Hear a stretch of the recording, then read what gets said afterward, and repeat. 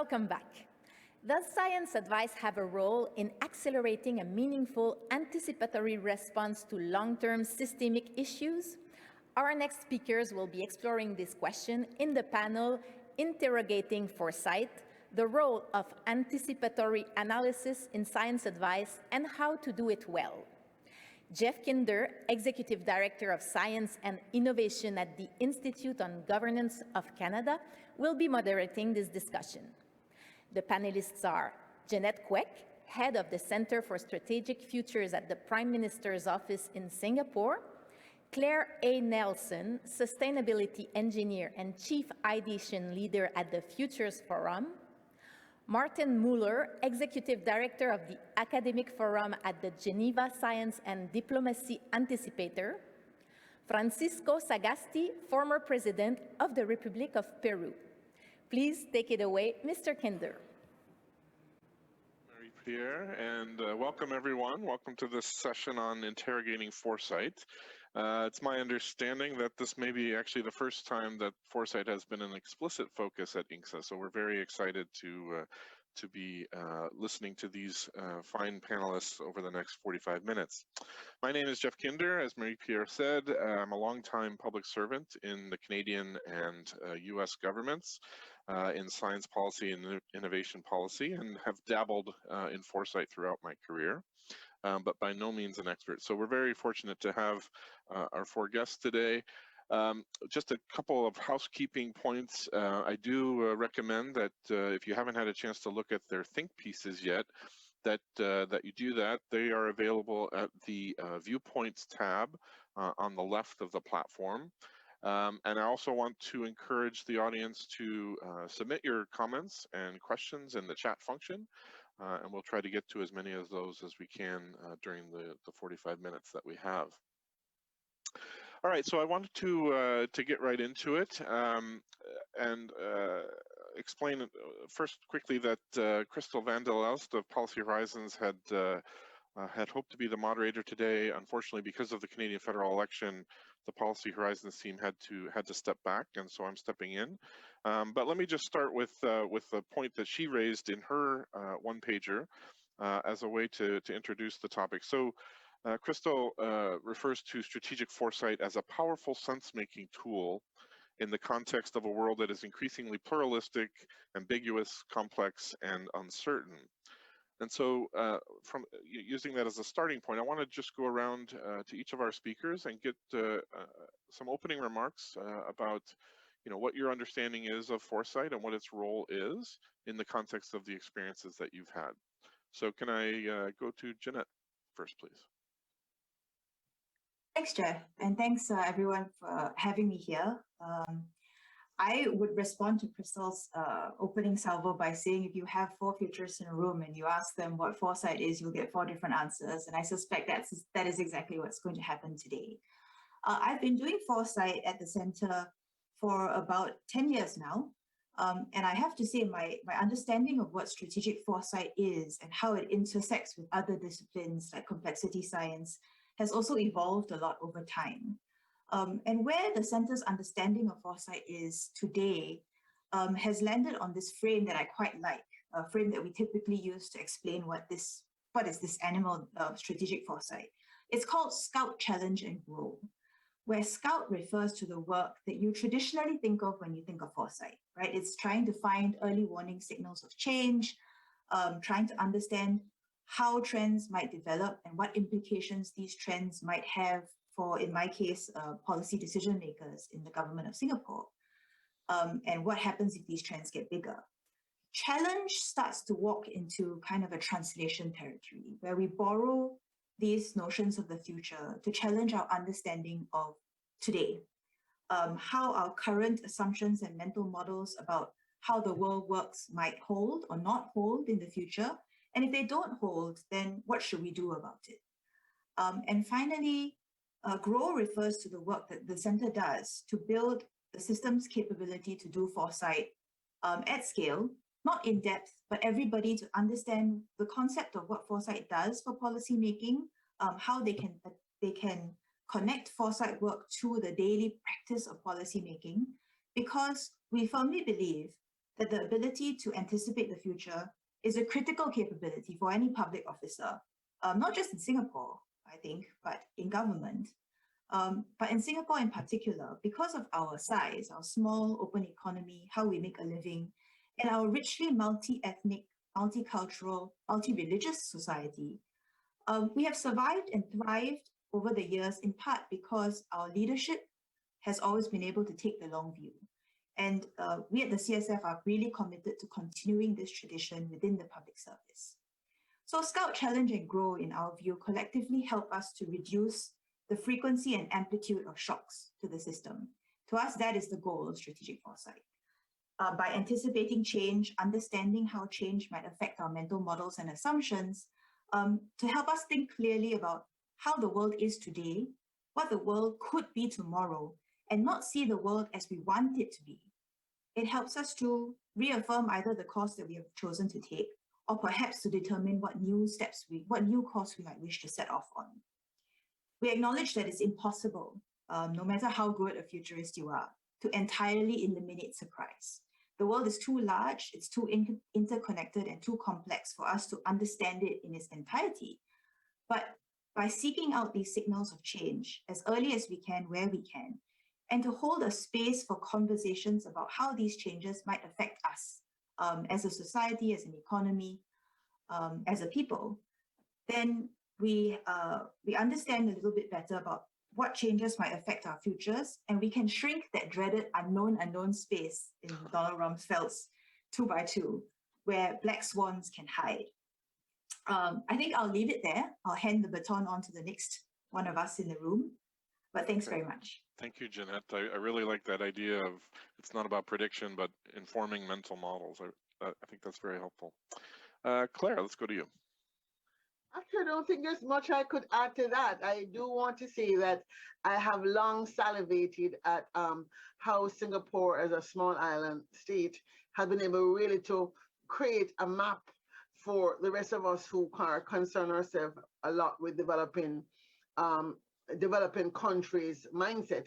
For me, when I think about foresight thinking, because I've been so embedded in development planning, I very much focus on anticipatory or aspirational foresight.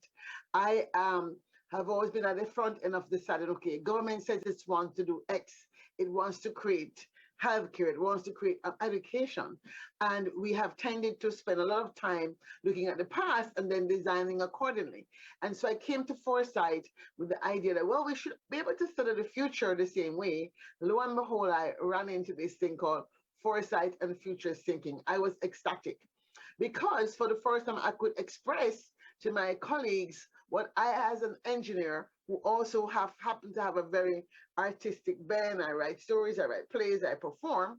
And so I was always able to kind of see the theater of what this thing could be acting out in the future. I didn't recognize that's not the way everybody thinks. Now I had a label that, oh, I'm a futurist. I think ahead and I see very clearly.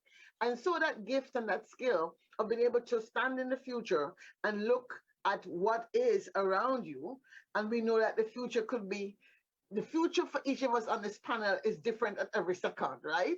So as Jeanette said, we're not saying that we're going to forecast and pinpoint that this is exactly going to happen. But our wonderful, marvelous brains understand by having done this exercise, you're training your brain to be more agile and adaptable. And so foresight thinking, and the reason why we need foresight thinking to create evolutionary leadership is that we're able to have leaders more adaptable and agile and indeed anticipatory. So I'll leave it there. Thank you, Claire. Yeah, again, this idea that there's not a single future, but plural futures. So that's a key point, I think. Martin, let's go to you. Thank you, Jeff. First of all, thank you to the organizer for hosting this panel and this discussion, and to have convened such a nice group of fellow panelists to discuss these issues. As I'm just listening to you, I'm already learning a lot. Maybe the additional touch that I can give to the discussion here is what we are trying to do as Chester and how we see anticipatory foresight into activity. We are a young organization that has been initiated by the Swiss federal government 2 years ago with this idea or this observation that we see that science and technologies advances at an ever increasing pace, and that the Geneva ecosystem, international organization, multilateral organizations are not equipped with a tool first to understand what's coming on the horizon, and then to translate that into a language they can use to enact the right policies for the future. So what we do, and that's maybe a bit different from what my colleagues just said, is that you really try to listen to the scientists, to talk to science in order to understand what might be in the horizon in a time frame of 10 to 25 years. And again, as was said, those are not exact predictions, but it's really trying to set up the frame of your mind, to think the future and to project yourself in the discoveries that are around the horizon. One of the challenges that we saw while we were doing this is really difficulty, first of all, to get people to start anticipating, to start thinking about what the future may look like, and then also try to create this common language, so to make sure that what you're anticipating then can be communicated to policymakers, to diplomats, to scientists, to citizens at large. Because if you want your foresight to be efficient, well, you need to create this common room for understanding to make sure that your recommendations, that your visions also then are picked up, discussed, debate in the right setting. Something that we saw as well, I think it's also linked to the COVID situation, is that the understanding within the communities that foresight is something needed grew. We see, for example, in Geneva, that more and more international organizations, countries are setting up those foresight bodies and try also to decipher the different trends that they see for the future. But it's still a long way before the strategic foresight is mainstream into these organizations, and people, the foresighters or people that are doing this anticipatory analysis are understood, their insight channeled into the right processes, so that they know that these institutions can then also act and take the measures that would then help the world prepare for future challenges and be more resilient. Right. Okay. All right, good. Thank you, Martin. And we'll come back to those structures and processes in a minute. Francisco, can I go to you? And you're on mute, Francisco.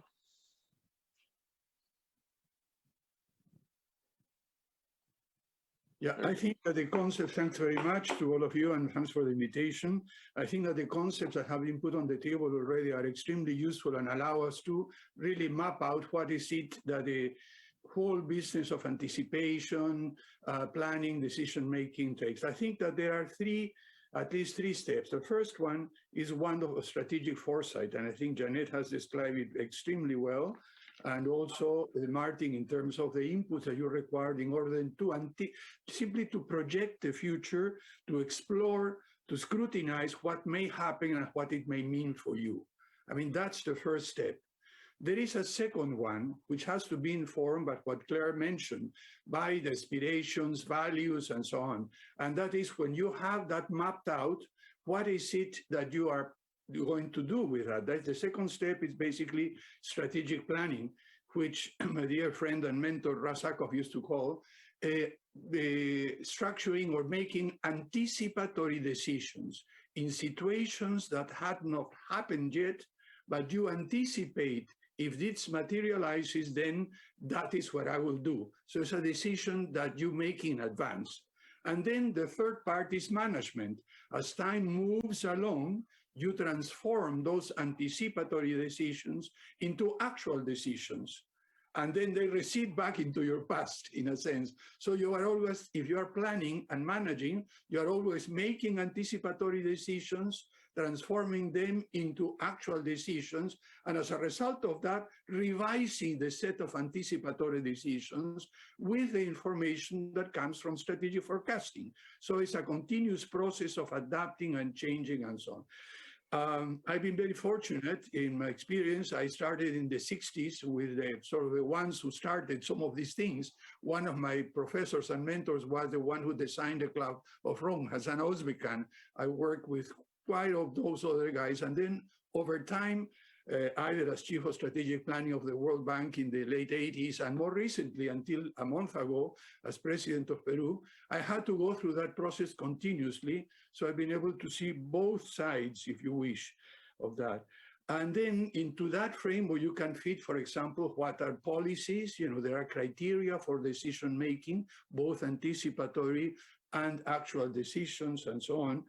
And then the interesting thing is something that was pointed out in the note by Christine Van Elst. All of this has been compressed in time. 20 years ago, we had the luxury of doing this really sort of, if you can say it, leisurely. I remember my visits to Singapore in the late 70s when I was with Lee Kum Tat, for example, the director of CSIR, the Singapore Standards and Research Institute, and how they were discussed and viewed in the future. But nowadays, with the pandemic, as Martin has pointed out, you really have to do that in real time. I had to make decisions as president just a few months ago when the information was coming, every day. This morning, I woke up very early, and I saw 3 new papers on the effects of the vaccines, on what may happen, and so on. So I just want to say that the challenge for all of us is that this very leisurely concept of strategic forecasting, strategic planning, and strategic management has been compressed in time. And we have to do all of that in real time. And this is a tremendous challenge, both for the strategic forecasters and for decision makers. I leave it at that, Jeff. Thank you. Excellent. Thank you, Francisco. I really like the that 3-part framework of forecasting, strategic planning, and then management. So thank you for that. So now we'll go back through the panel in reverse order and allow you to elaborate a little bit more on what you've put into your one-pagers, because there's just a lot of really rich, good information in there, good ideas. And so I'd like to explore those a little bit, and then we'll go to questions from the audience, and we are starting to get some questions. So I encourage the audience to continue to put those in the chat. So Francisco, let's stay with you. You introduced this notion of paradoxical thinking, which I found really fascinating. Things like radical incrementalism, strategic opportunism. I might personally add the notion of constructive ambiguity, which is one that I've used in my career repeatedly. But can you elaborate on that? What's your thinking there? Well, thank you very much. I'll just follow on what I said.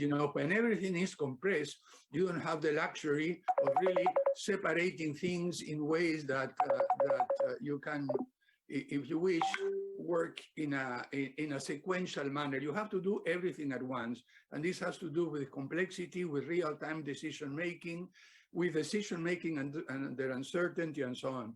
And also with decision-making with very little information. And remember, I was mentioned in the previous panel in which Elizabeth Jelling from Argentina was talking about the importance of data. I remember quite clearly the importance of data and how to transform data into information, information into knowledge, knowledge into wisdom, and so on. In order to do that in real time, you don't have the luxury of having a logical or a dialectical processes going on. You need to have a paradoxical set of processes in your minds and the capacity to really, if you wish, think opposite things at the same time and not be paralyzed, as Scott Fitzgerald said many, many years ago.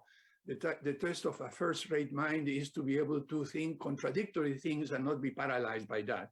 Right. And when we are doing this at the moment, what will be required is a complete change of our mindset, as several of you have pointed out before, and the capacity to absorb contradictions without really being sort of stymied or being just simply bewildered by it, and being able to, for example, Jeanette pointed out, to think from in the present and in the future and go back and forth continuously and do it so fast that you appear to be at the same time in both places.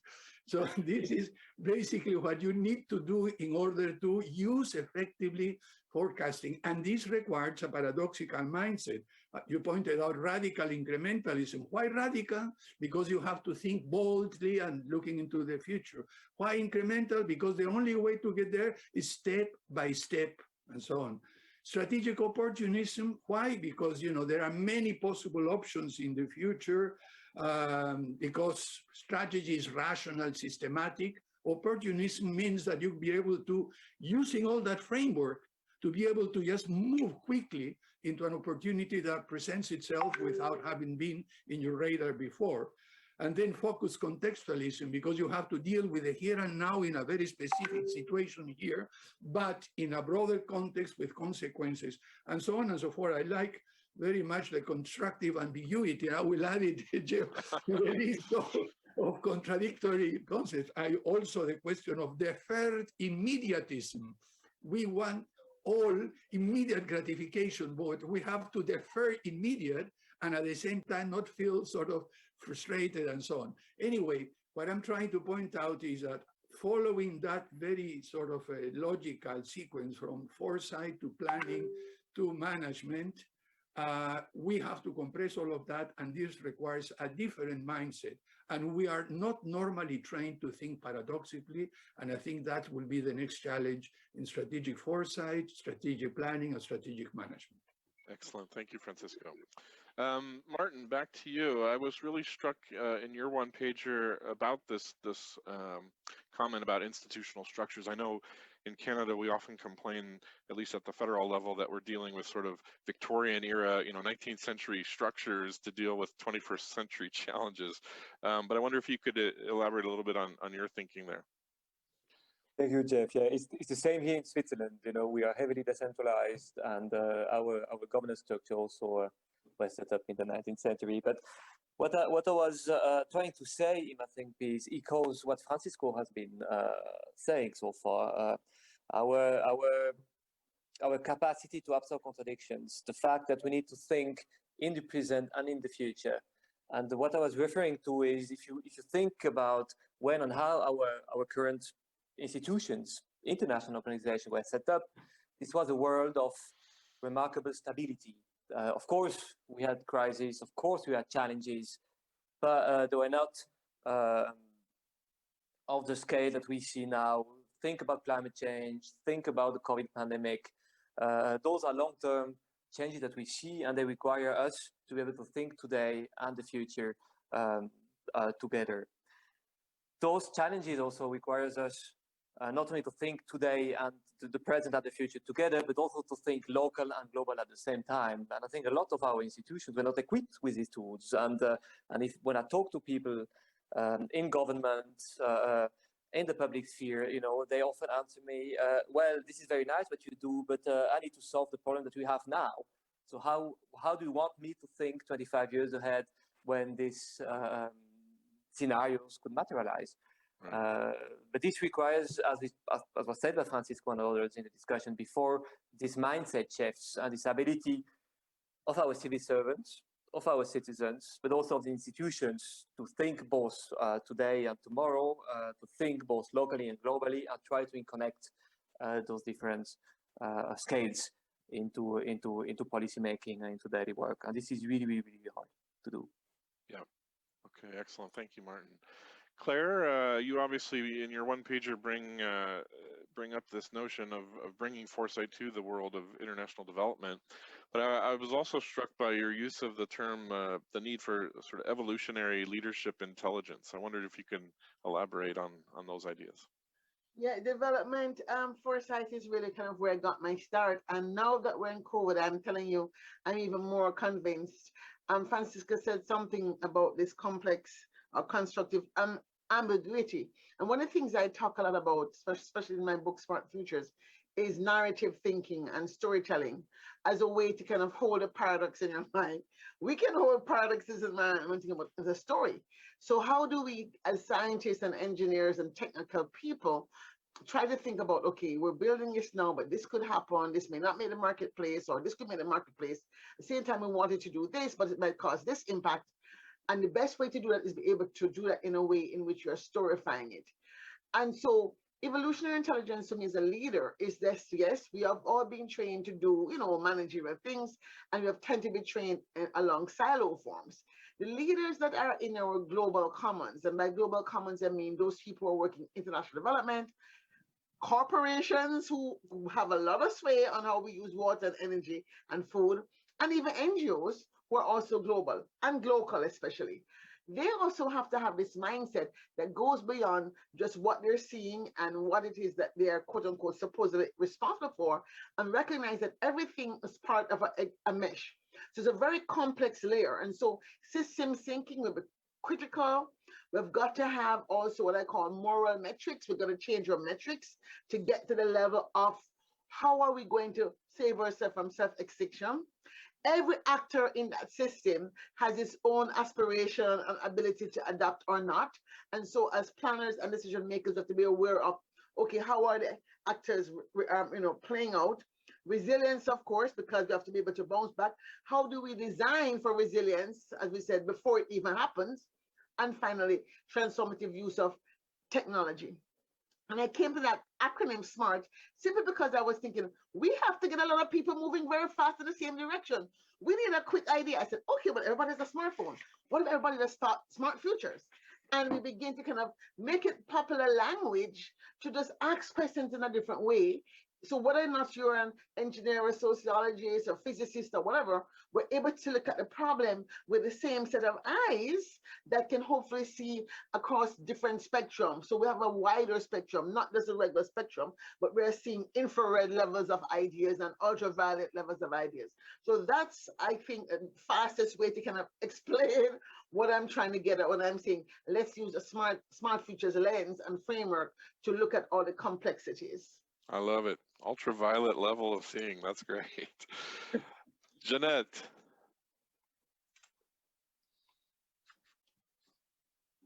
I feel like Claire and Francisco and Martin have basically articulated very, very neatly different chunks of what I had thought about in the one pager that I'd written around this question of how foresight supports the taking of action, right?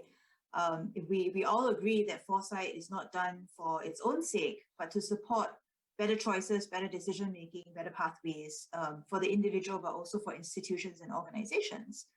I was very struck by how Francisco laid out the connections between foresight and strategic planning and management, partly because in Singapore, that's one of the questions that we've been struggling with since we started doing foresight.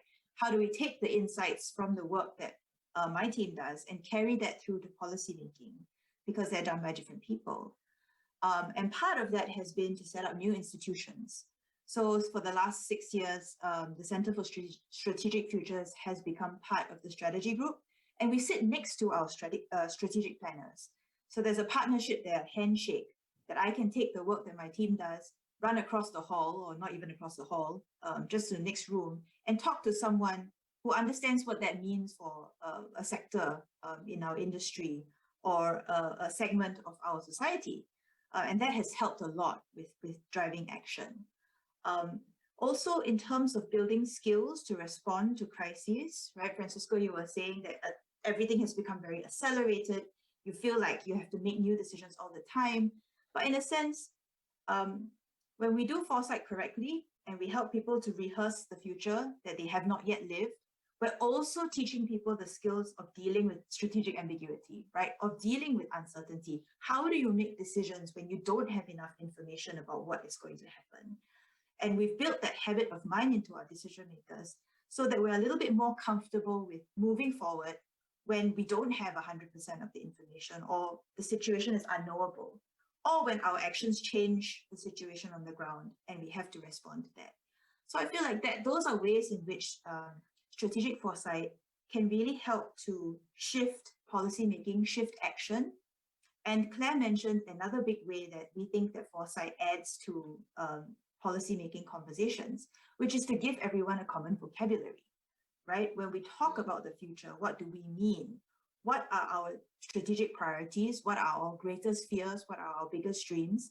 We now have a shared language of narratives, to talk about these uncertainties. And that helps a lot when it comes to policy planning.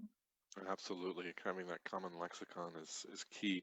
I was struck by your one pager where I mean, you've got kind of a three-part framework there of looking ahead, thinking afresh, and then taking action. And that taking action part is so critical, because I'm sure we were all familiar with foresight exercises that led to a report that got put on a shelf and didn't really inform action. So that's key. I also again, you mentioned, structures and being able to, talk to the right people.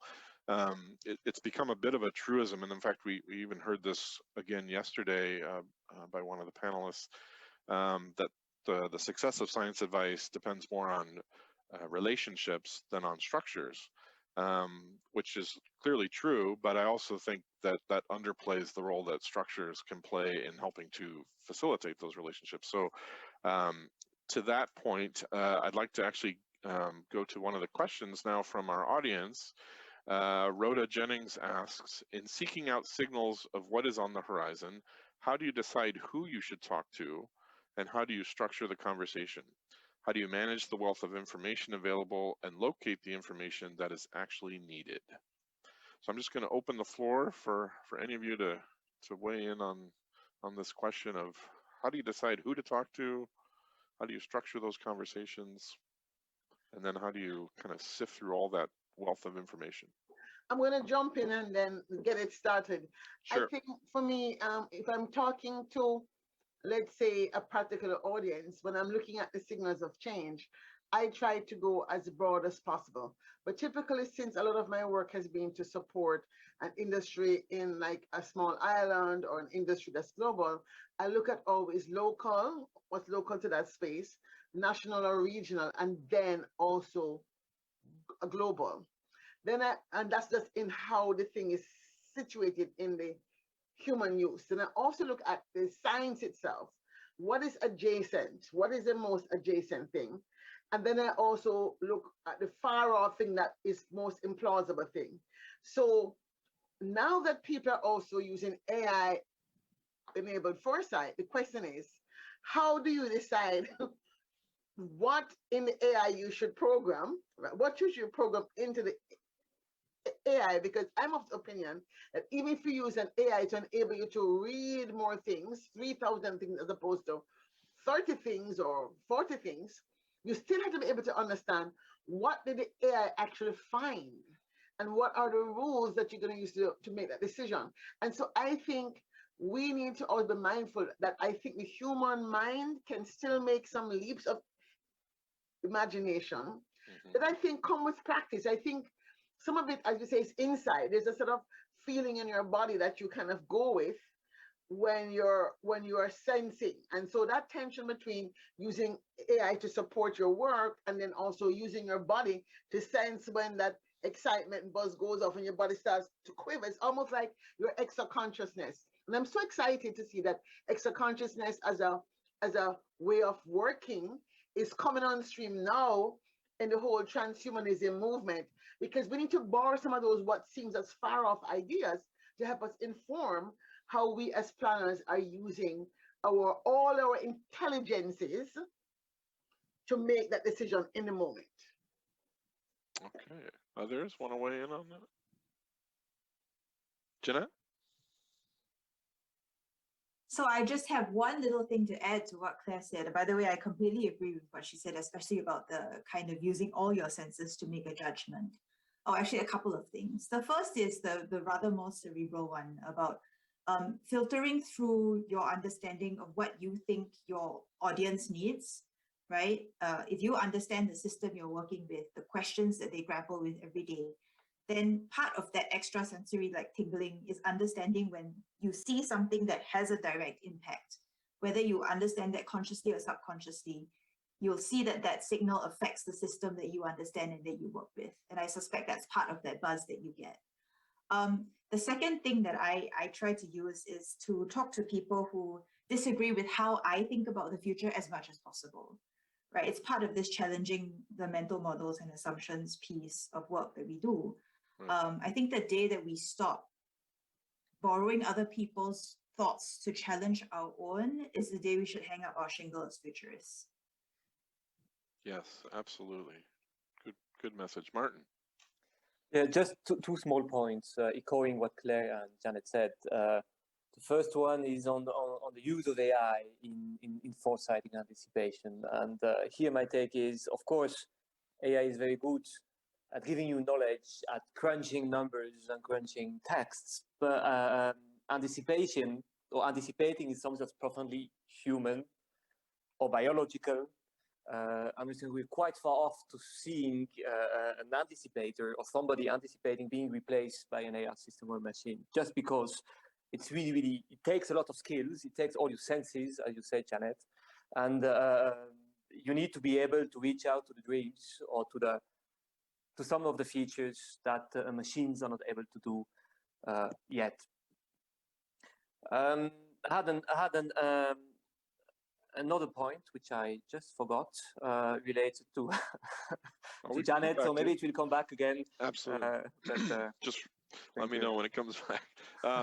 Meanwhile, let me just remind people, there was a question in the chat about where we can find these one-pagers. So just a reminder that in the main platform of the conference, there's a tab on the left called Viewpoints. If you click on that, you can get access to the document that contains all of the think pieces from the panelists. Let's go to another question. This one from Gabby Lombardo. She asks, we understand that certain scientific disciplines have been crucial for addressing future challenges and the current crisis. Would foresight literature be enough to change methods of national funding allocation, like the traditional accounting systems which have been in place for over 60 years, to redirect funding to more socially focused research? And maybe more broadly, we could address the role of social sciences and humanities, because often foresight has been more traditionally associated with the natural sciences and engineering. Does anyone want to weigh in on the question from Gabby? Well, I would challenge the assumption that foresight is something that deals with natural sciences and technical sciences only, because if foresight is about making sense of the future society, of our future as humans, then social sciences and humanities are pretty much linked to the foresight activity. Absolutely. And the way we try to anticipate, science and diplomacy, it's really about first asking the scientists from all kinds of disciplines, from the social sciences to the hard sciences, about what might be in the horizon, but then also embedding that into sense making, which is social sciences. Into geopolitics, again, international relations, again, social sciences. So I think both things are pretty much intertwined. I recalled my other comment to the questions before, which is about the importance of considering as well weak signals and try to open the futures, the possibility of futures that we might not think at first sight. We all have our habits, our thinking habits, but we need to try to have the ability to listen, to be challenged, to listen to the weak signals and things that you may think might not happen, but then take a big role in the future.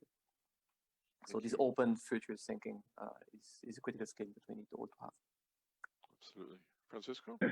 Yes, if you let me add, first of all, on the first question of who to talk to, how to see, I think that the key question now is not so much who to talk to, how to see, because we have that already, enough of that. The main thing now comes to the question of interpretation of all those informations in the local context. And that to me is a skill that needs to be developed, how to interpret all of that. I mean, many years ago, I wrote a paper on techno-economic intelligence for development. And one of the things I anticipated there in the early 80s is that we're in the process of getting an information deluge in order to, and what will be required will be more capacity to interpret. And on the point that Martin made, I mean, these weak signals, I mean, you are absolutely right. Fred Emery and Eric Trees many years ago coined the phrase, the early detection of emergent processes. And these are precisely the weak signals. How is it that we can see an emergent process in a very weak signal and so they can detect it early and then do what Jeanette has pointed out in terms of seeing what options is opens and closes, and then what Claire has pointed out in terms of being able to construct narratives about that and how those narratives that open up those new signals or new information change the way in which we behave and so on. I don't know, Jeff, if you want to start us with a closing, because we know we have about 5 minutes left and so on. Yeah, I would just make 3 points before leaving.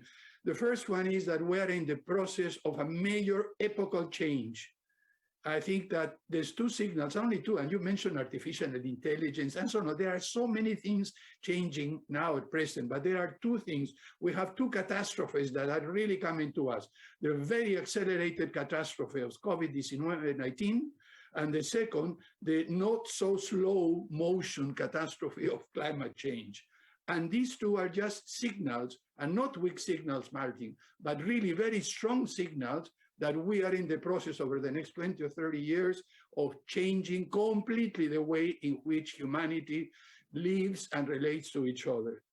And you really need a capacity to be able to understand that, to anticipate in a very, and I wish we had time to explain you, for example, what is it that we did with the lack of information to face the challenges of COVID-19. I came into government just about 9 months ago. We had no vaccines, a runaway second wave, and in 8 months, we were able to secure close to 100 million doses of vaccines and change and multiply by 7 our oxygen supply and so on and so on. But that's another story. The second thing is one that Martin reminded me and Claire also pointed out very clearly, is that we have a very global order, which I would like to call a fractured global order. An order that puts us in contact with each other instantly, everywhere, all over the world, but at the same time opens up divisions, separates us, and we have to deal paradoxically with this fractured global order, which demands institutional redesign, which demands something which hasn't been mentioned at the international level, the increased production of international public goods. And we do not have the institutions to do that. We tried to propose something 20 years ago, but it was drowned in a different set of ideas and concepts. And finally, I think that I would like to highlight what Claire says. We need to develop coherent narratives that are from our own, come from our own perspective, from our local points of view, but embrace the global as well, embrace all the information. And those narratives that we build are the ones that are going to guide implicitly the decisions that we make and guide the way in which use strategic forecasting, anticipation, strategic foresight, and so on and so forth. Let me stop there and leave my colleagues to close their... Yeah, excellent. Thank you, Francisco. Yeah, unfortunately, I mean, we do still have many other questions in the chat, but we are running out of time. Unfortunately, these 45-minute sessions go by very quickly. So I want to give each of the other speakers a chance for sort of a closing remark and maybe a key takeaway message in the 3 minutes we have left. So Claire, can I go to you? Yes, yes, yes. I would say this has been an exciting conversation. I do wish it could go on for some more. My takeaway is that we certainly should be having more of these conversations because we do need to construct this new global institution that can also work local at the same time. And in the case of the smart futures concept, and certainly what I think we can learn from the practice of what Singapore has been doing, I certainly think that as a small island state, they really have a practice that they can share with the world. So I'm hoping coming out of this, because I like to say, what is the point of this exercise? Coming out of this, perhaps the INGSA group or the Canadian group that put this together can really help us to have a conversation first, the small island developing states with Singapore as sort of a guide, to have a conversation just like this with a smaller group of people in the planning agencies who need to be hearing these kinds of things. Okay, thank you, Claire. Jeanette? Thanks very much. I have to say I've learned a lot from my fellow panelists today. The way that we all think about the work that we do as Foresight similarly, but also differently, and how you've given me new language to think about the ways that my team works. I think what has come through very clearly for me is that foresight is really about the power of human agency, right? Why do we try to see the future? Why do we try to peer into the mist of the future and determine what icebergs may loom or what opportunities may appear? It's because we want to be able to steer our own course. We want to be able to thrive even in uncertain and ambiguous times. And we think foresight is one of those tools that will allow us not to be at the mercy of the winds and waves of change. And that led me to think then, well, we didn't really talk about it, but think about what are the real skills that we need to navigate life in the 21st century. And I think all of us did touch briefly on this as we went along. The humility of thought, willingness to be wrong, to learn from other people, willingness to innovate and iterate, maybe the radical incrementalism that Francisco was talking about, right? Dare to dream, but also try step by step. And also a deep sense of ourselves and what we want, because that allows us to chart the course around all these icebergs that may lie in our future. So I thought I'd leave you with those thoughts about how we might. Thank you. Martin, a brief final word? Well, just thank you. Thank you for this very interesting and great conversation, and hopefully we'll be able to take that further as was mentioned. Okay, good. Thank you. And let me just add my own thanks to each of you panelists for your insights. I also want to thank the organizers, and particularly Christiane and Grant, and thank you, the audience, for listening. Stay safe and be smart.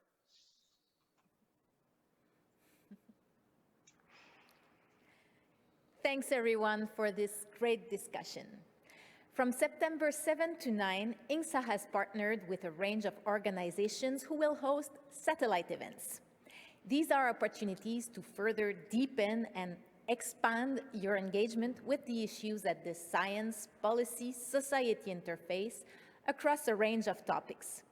Visit INGSA2021.org for more details. See you after the break with 2 parallel sessions, 1 keynote Q&A, and 1 studio session.